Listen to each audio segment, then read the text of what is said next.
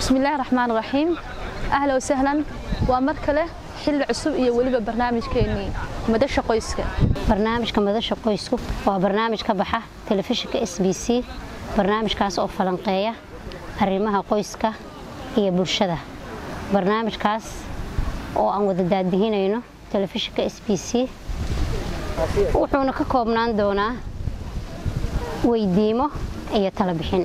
barnaamijkan waxaan ku falanqeyn doonaa arrimo ay ka mid yihiin sidii loo heli lahaa qoys iswaafaqsan kala dambeeya ixtiraam iyo wada tashi leh.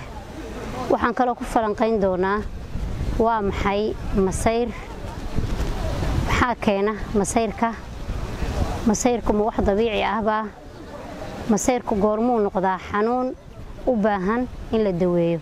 waxaan kale ku falanqeynaynaa barnaamijkeena marxaladaha kala duwan ee barbaarinta caruurta teenagerka ama kurayga waxa loo yaqaan ama muraahiqa ilmaha caniidka oo madaxa adag iyo sida aan u toosin lahayn dhaqankiisa iyo ficiladiisa.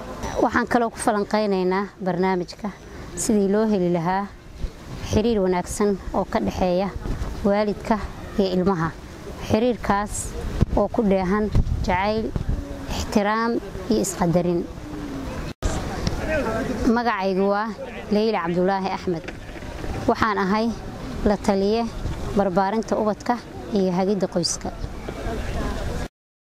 dhibka, dhagarta, haynfaadka, hagardaamada, burburka, kala tagga, musuqa, diihaalka, dawlad xumada, dilka, dhacdooyinka ugubka ah ee xun ee ka dhanka ah bulshada intaba waxa laga dhaxlaa qoyska oo xumaado.